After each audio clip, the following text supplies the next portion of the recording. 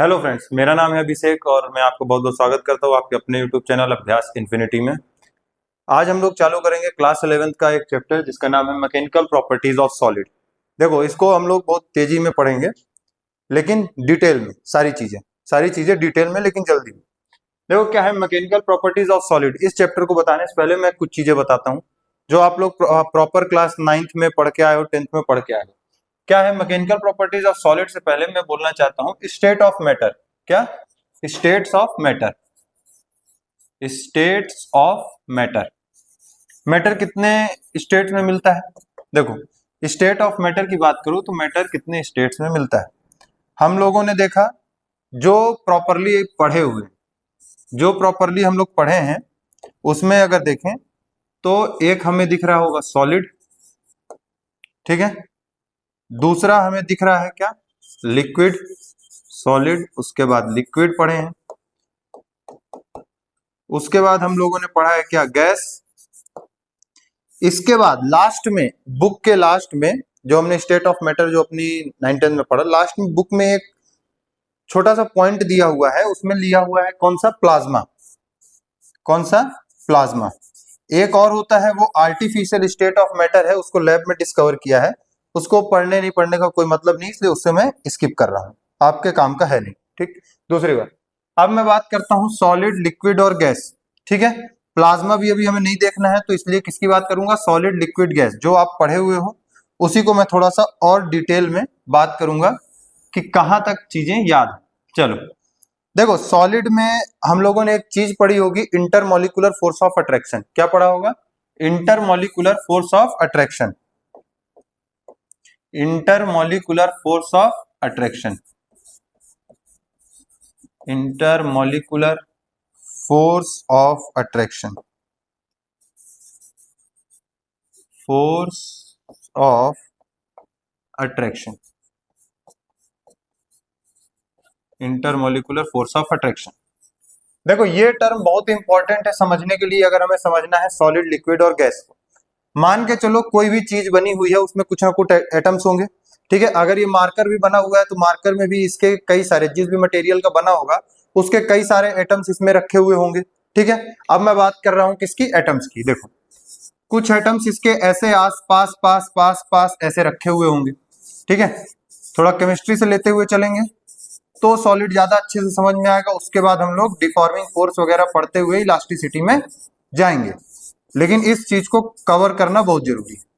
देखो, यहां से बहुत सारी चीजें निकलेंगी। इंटरमॉलिक्यूलर फोर्स ऑफ अट्रैक्शन मैंने बोला क्या होता है? मान के चलो मैं इस एक एटम की स्टडी करता हूं। क्या? इस एटम की मैं क्या करूंगा? स्टडी। इस एटम को मैं देखूंगा कि ये अपने आसपास कई सारे एटम से क्या हुआ है? घिरा हुआ है। ये अपने आसपास कई सारे एटम से घिरा हुआ है। अगर मैं इसको अलग से आके बना लेता हूं तो ये मेरा एक सिंगल एटम है, ये वाला, और ये अपने आसपास कई सारे एटम से ऐसे घिरा हुआ होगा। आप बात समझो, अगर ये कई सारे एटम से सराउंडेड होगा, ये मेरा सिंगल एटम कई सारे एटम से सराउंडेड होगा, तब या तो ये एटम जो आसपास हैं, या तो ये एकदम टाइटली बॉन्ड बना के रुके हुए होंगे, और या तो लूज बॉन्ड बना के रुके होंगे, ठीक है। दो में से एक चीज होगा, या तो टाइटली बॉन्ड बना के रुके होंगे या लूज बॉन्ड बना के रुके होंगे। अगर ये टाइट पकड़ के रखा है एक दूसरे को, तो वो कैसे पकड़ा होगा? फोर्स ऑफ अट्रैक्शन के कारण। अगर ये टाइट पकड़ के रखा है तो ये किसके कारण पकड़ा होगा? Force of attraction. Force of attraction. और ये मॉलिक्यूल लेवल पे बात कर रहे हैं, इसीलिए इसको हम लोग क्या कह देते हैं? Intermolecular force of attraction. क्या कह देते हैं? Intermolecular force of attraction. अब यहां तक बात समझ में आई?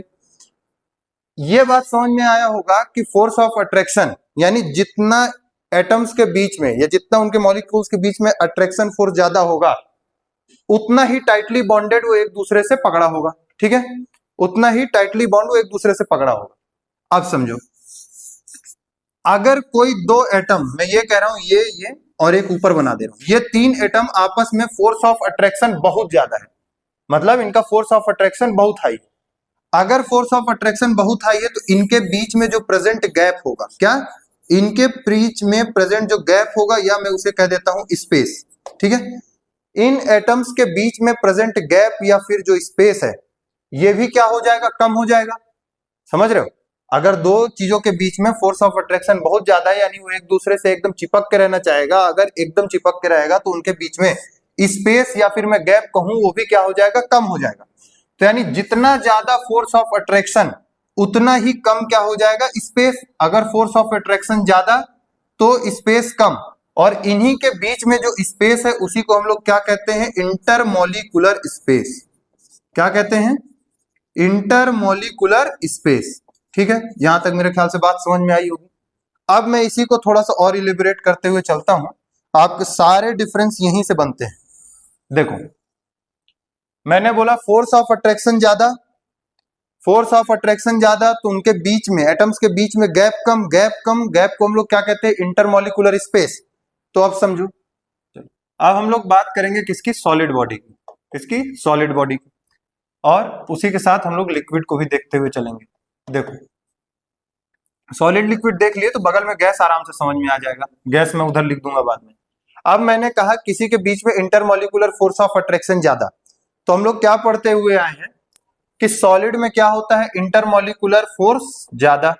देखो, इंटरमॉलिक्यूलर पूरा नहीं लिख रहा हूं, इंटरमॉलिक्यूलर फोर्स ऑफ अट्रैक्शन क्या होता है यहाँ पे, ज्यादा। ठीक है, as compare to solid, liquid में क्या होता है, थोड़ा कम, यानी मॉडरेट कह सकते हो। और अगर मैं गैस की बात करूं तो गैस में एकदम ना के बराबर, मतलब बहुत ज्यादा कम। कैसे, अब समझो। देखो क्या है, ये मेरी एक सॉलिड बॉडी है, अगर इसके बीच में फोर्स ऑफ अट्रैक्शन नहीं होता ज्यादा तो मैं इसके बीच में ऐसे हाथ डालता तो ये मार्कर या ये स्टाइलस मेरा टूट जाता। ठीक है, लेकिन अगर मैं लिक्विड की बात करता हूं, घर में बाल्टी है, पानी है, टब है, हम लोग ऐसे हाथ डालते हैं उसके पूरे में, हाथ डालते हम लोग का हाथ अंदर चला जाता है, पानी इधर उधर फैल जाता है। कारण क्या है, जो एटम्स होंगे या जो मॉलिक्यूल होंगे, हमारे वाटर के मॉलिक्यूल्स जो होते हैं, वाटर के मॉलिक्यूल इधर उधर अपने दूसरी तरफ डिस्प्लेस हो जाते हैं और आपका हाथ वहां पे जाने के लिए एक जगह बन जाती है। ठीक है, वाटर का मॉलिक्यूल अगर डिस्प्लेस हो रहा है तो यानी क्यों हो पा रहा है, क्योंकि उन वाटर के मॉलिक्यूल्स के बीच में फोर्स ऑफ अट्रैक्शन कुछ कम होगा, तभी वो डिस्प्लेस हो पा रहा है। और वो डिस्प्लेस हो रहा है तभी आपका हाथ अंदर जा पा रहा है, लेकिन इस बोर्ड के आर पार हाथ तो मेरा नहीं चला जाएगा, क्योंकि इस बोर्ड के जो एटम्स होंगे वो आपस में बहुत टाइटली बॉन्डेड होंगे। ठीक है, गैसियस क्या है, इस कमरे में मैं खड़ा हूं, आसपास चल रहा हूं, घूम रहा हूं, गैस का मुझे, गैस तो है इस कमरे में प्रेजेंट, लेकिन पूरा घूम रहा हूं, जैसे चल रहा हूँ वैसे गैस यहाँ पे क्या हो रही है, डिस्प्लेस हो रही है। लेकिन एज कंपेयर टू वाटर, यहाँ पे फोर्स ऑफ अट्रैक्शन और कम होता जाता है इसी के चलते। अब देखो, फोर्स ऑफ अट्रैक्शन अगर कम हुआ तो उनके बीच में अगर मैं स्पेस की बात करता हूं यहाँ पे, तो इंटरमॉलिक्यूलर स्पेस जो होगा यहाँ पे बहुत कम होगा, सबसे कम। एज कंपेयर टू यहाँ पे क्या होगा, मॉडरेट, और यहाँ पे क्या होगा, सबसे ज्यादा, मतलब मैक्सिमम में कह दूं। ठीक है, स्पेस की बात हो गई। अब बात समझो, अगर इंटरमॉलिक्यूलर फोर्स ऑफ अट्रैक्शन ज्यादा, केवल एक चीज से सारे डिफरेंस निकलेंगे, देखते जाना।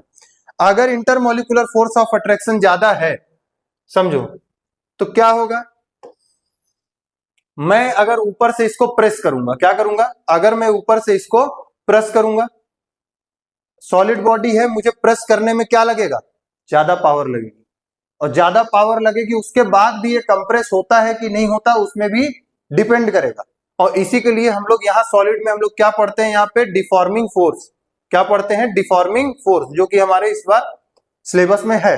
डिफॉर्मिंग फोर्स हम लोग यहाँ पे पढ़ते हैं, लेकिन अभी डिफॉर्मिंग फोर्स नहीं देखते हुए मैं क्या कह रहा हूं, इसको कंप्रेस कर रहे हैं। ठीक है, इसको अगर मैं कंप्रेस करता हूं तो जाहिर सी बात है सॉलिड बॉडी मेरी कंप्रेस नहीं होगी। ठीक है, एक फिक्स कंटेनर लो, लिक्विड के केस में देखो, एक फिक्स कंटेनर लो और उसमें ऐसा वाटर भर दो।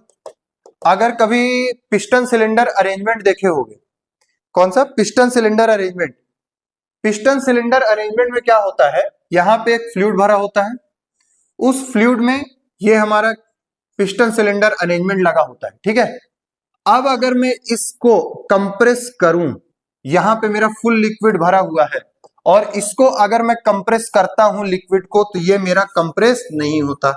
क्या होता है, कंप्रेस नहीं होता, होता है थोड़ा बहुत होता है, ऐसा नहीं है कि एकदम नहीं होता, लेकिन ये क्या है, एकदम निग्लिजिबल कंप्रेस होता है। तो लिक्विड भी क्या है, इसकी कंप्रेसिबिलिटी ज्यादा नहीं होती, सॉलिड की भी कंप्रेसिबिलिटी ज्यादा नहीं होती।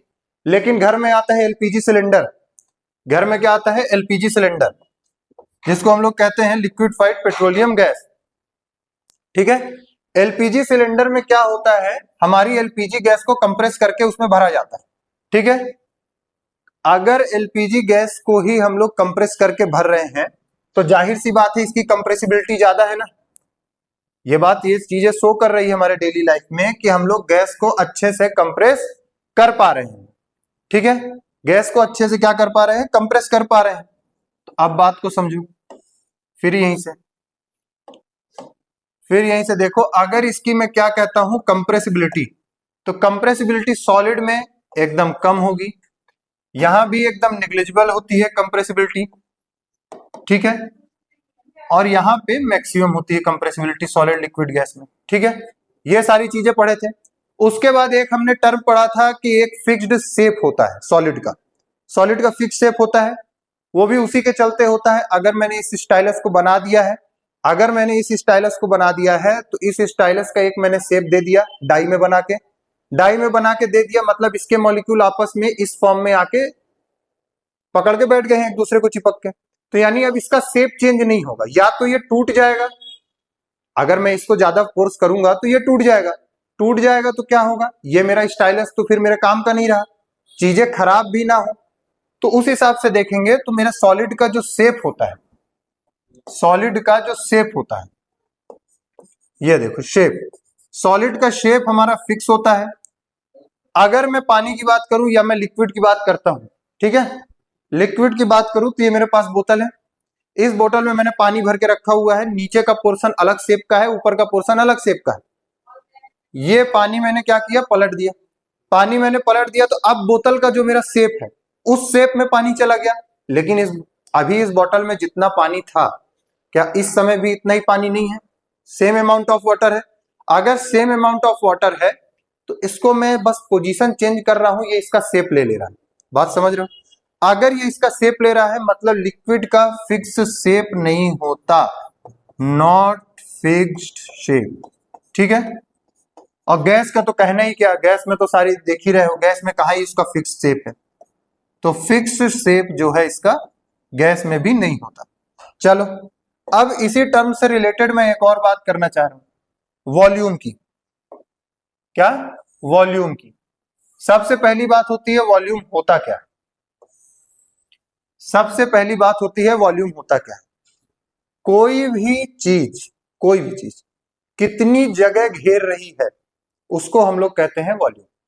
ठीक है, कोई भी चीज कितनी जगह घेर रही है उसको हम लोग क्या कहते हैं, वॉल्यूम। अब बात को समझो, पानी मैंने ऐसे रखा, शेप भले सेम नहीं है लेकिन पानी का क्वांटिटी उतना ही है, उतनी ही जगह ले रही है। शेप बदल गया, देखो पहले इतने अगर हाइट देखो तो इतनी हाइट में था, अभी देखो तो हाइट बढ़ गई, कारण इसका सामने का मुंह पतला हो गया है, इधर का ये पतला हो गया है, क्योंकि अमाउंट तो सेम है। अगर अमाउंट सेम है तो ये पानी हमारा क्या होगा, सेम अमाउंट ऑफ जगह लेगा, मतलब जगह जो है सेम लेगा, स्पेस उसको बराबर लगेगी। अगर स्पेस बराबर लगेगी तो इसका जो वॉल्यूम होता है फिक्स्ड होता है, इसका भी वॉल्यूम फिक्स होता है। लेकिन अगर मैं गैस की बात करूं तो एलपीजी सिलेंडर जो मैंने बोला, एलपीजी सिलेंडर में अभी हमारे जो घरों में आता है वो 15 केजी का एलपीजी सिलेंडर होता है।